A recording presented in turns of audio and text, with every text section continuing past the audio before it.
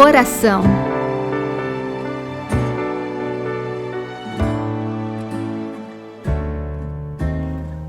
Olá, meu irmão, minha irmã, sou o Padre Leomar, o diretor nacional do Apostolado da Oração. Estamos começando, neste mês de setembro, o nosso programa Caminho do Coração, refletindo um pouco sobre o mês da Bíblia, a importância da Palavra de Deus na nossa vida, como é que surgiu o mês da Bíblia, por que nós celebramos um mês especial da Palavra de Deus na nossa tradição, da nossa Igreja Católica no Brasil. Então vamos entender um pouquinho isso nesse programa de hoje e no programa da próxima semana. Sejam todos bem-vindos a esse nosso programa e não se esqueça sempre no final do programa de dar o seu like, de também compartilhar esse programa para que outras pessoas do seu grupo possam também desfrutar dessa nossa formação semanal.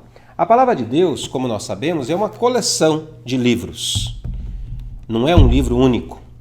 No Brasil, em 1971, portanto há 50 anos atrás, se começou na Arquidiocese de Belo Horizonte uma ação bíblica para que as pessoas pudessem entender melhor, estudar, aprofundar melhor a Palavra de Deus, mas já naquela época escolhendo um livro específico para um mês. E isso depois, então, ganhou força na Igreja do Brasil e tem o que nós chamamos todos os anos, o mês de setembro, como o mês da Bíblia, o mês da Palavra de Deus, que nós estamos celebrando, portanto, 50 anos. De antemão, é importante recordar, não é um mês simplesmente para fazer procissão da palavra, não é um mês para a gente entrar com a Bíblia na celebração, não. A Bíblia na celebração, a Palavra de Deus na celebração, já tem o seu lugar toda a celebração. Na primeira leitura, no salmo que nós cantamos, no domingo na segunda leitura, no evangelho. Então a palavra já tem o seu lugar próprio na liturgia. É claro que a gente pode dar uma maior ênfase durante o mês de setembro, entrar com a palavra, com as velas acesas, acender tochas de fogo ao redor da palavra, com flores, isso nós podemos fazer. Mas não é simplesmente uma aclamação externa à palavra, mas é muito mais compreender a importância da palavra na nossa vida. Nós conhecemos aquela música do Padre Zezinho. Palavra é como pedra preciosa, é como brasa que queima até o fim. As Sagradas Escrituras têm uma importância muito grande para a fé de Israel e a fé cristã. A palavra nos exorta, nos corrige, nos anima, nos ilumina. Aprendemos tanto da palavra, seja pela meditação, seja pela leitura, seja pela contemplação, seja pela oração que nós fazemos. A palavra é como o alicerce para a nossa vida cristã. E é na escuta da palavra que nós entendemos qual é o querer de Deus, a vontade de Deus, o desígnio de Deus para a nossa vida. Portanto, aprendemos que a felicidade e a sabedoria crescem por dentro, nos são dadas como dom, mas vão crescendo dentro de nós. Não adianta buscar fora de nós aquilo que cresce a partir de dentro. É importante conservar podemos dizer, esse lugar da palavra de Deus na nossa vida. Quem encontra um tesouro, a pérola preciosa, é capaz de deixar tudo por ele, como nós temos na história de Jesus. A palavra de Deus nos indica o caminho para encontrar o tesouro.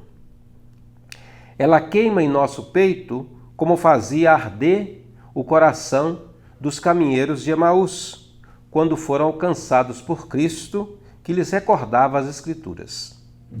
Não é conveniente aproveitar-se da Bíblia de forma mágica e aleatória, e nem aproveitar-se da Bíblia para justificar posições, muitas vezes, contrárias à própria Bíblia. Nós temos visto isso ultimamente também no nosso Brasil. Pessoas que usam da Sagrada Escritura para justificar tudo, inclusive andar armado, inclusive matar os outros, inclusive ser preconceituoso, tem se valido da palavra de Deus. A palavra não é um amuleto, nem é uma solução imediata para todos os nossos problemas. É preciso ter inteligência, uma inteligência da fé. É necessário crescer no amor.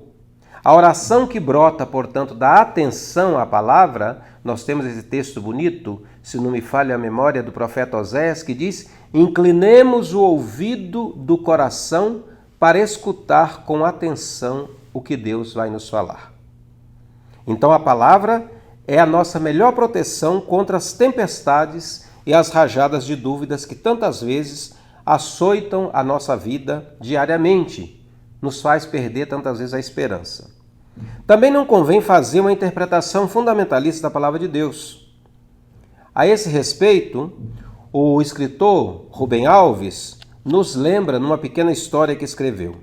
O pregador anunciava a vinda de Cristo nas nuvens dos céus e dizia: meus irmãos, antigamente a gente duvidava, porque está escrito na Bíblia que ele voltará nas nuvens e todo olho o verá. Então a gente pensava, mas a terra é redonda. Se ele vier nas nuvens da China, nós não o veremos. Se ele vier nas nossas nuvens, os chineses não verão. Mas a Bíblia não falha, porque agora, graças aos satélites e à televisão, todos poderemos assistir à vinda triunfal de Cristo, comodamente assentados em nossas casas vendo televisão.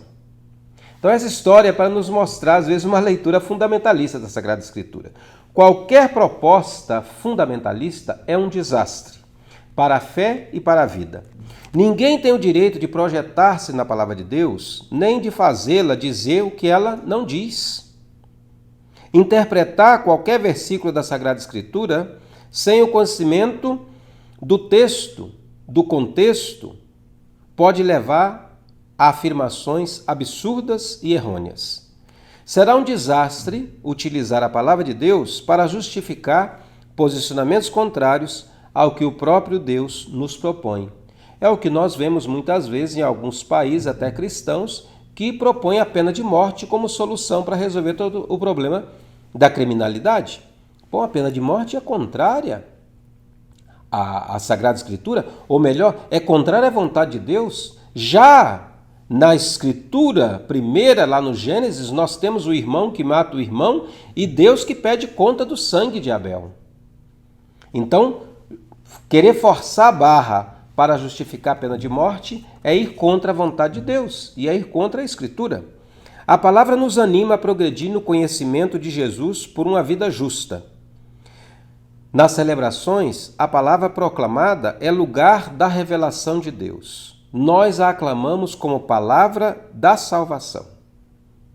Em toda a Sagrada Escritura, Deus se mostra como Ele é.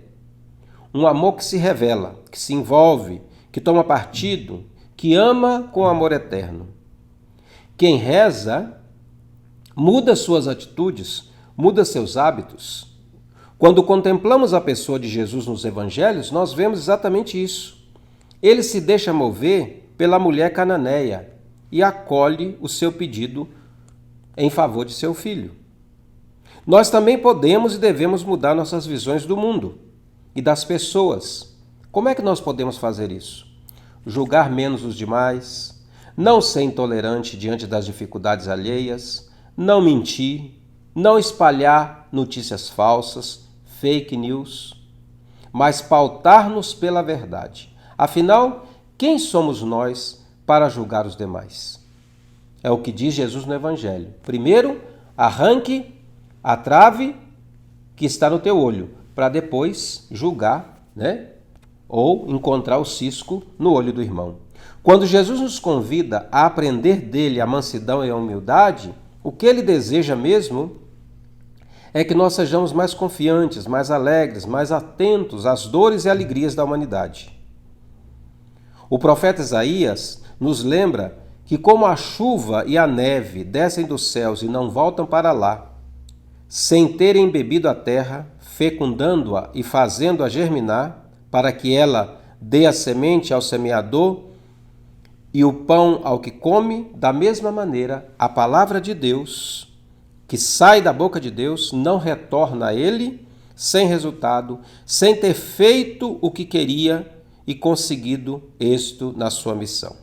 Portanto, o convite para nós é esse: deixar que essa palavra atinja sempre mais a nossa vida, deixar que o nosso coração seja encharcado pela água da palavra de Deus, para que em nós germine os frutos que a palavra deseja, que Deus deseja: a justiça, a misericórdia, a mansidão, a paz, a concórdia, a sabedoria, a felicidade, a humildade. São todos frutos que brota de quem se encontra realmente com a palavra. E qual é o verdadeiro propósito da palavra, da Bíblia, para nós cristãos? Primeiro, o propósito de revelar-nos o mais importante, que é exatamente a nossa vida. A principal revelação da Bíblia é a vida.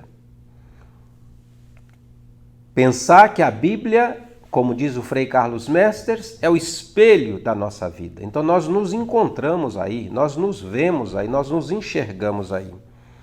Segundo, o Cristo se revela na palavra, na Bíblia. Sobretudo nos evangelhos, nós contemplamos esse agir de Cristo. Terceiro, ali a Bíblia como esse livro da vida que vai recordando uma epopeia, vai recordando acontecimentos, vai recordando tantos episódios que nos dão esperança, que nos fazem caminhar, perceber que apesar das dificuldades que os nossos antepassados também tiveram, eles construíram uma história com Deus. E terceiro, podemos dizer que o encontro com essa palavra gera em nós e gera para nós vida plena. Então, veja bem que bonito. A palavra de Deus que é viva, e nós temos isso, bem escrito na carta de São Tiago, que vai dizer: vocês, irmãos, não sejam apenas ouvintes da palavra, mas sejam praticantes, porque a palavra nos anima, nos exorta, nos orienta, para que a gente possa dar esses frutos mesmo que ela sugere. Na próxima semana a gente continua conversando sobre a importância da palavra para a nossa vida, para nós também como grupos do Apostolado da Oração. Deus abençoe vocês e até a próxima semana. Sagrado coração do meu Jesus, oração ao Sagrado Coração de Jesus. Infinito de amor. Ó coração de Jesus, meu Salvador, que depois de ter derramado o vosso sangue na cruz até a última gota, imolai-vos todos os dias na missa. Eis-me diante de vós, desejando ardentemente corresponder aos apelos de vossa imensa caridade. Prometo empregar todos os esforços para que o vosso reino seja ampliado nas comunidades, nas famílias e nos corações de todos. Jesus, manso e humilde de coração, fazei o nosso coração semelhante ao vosso.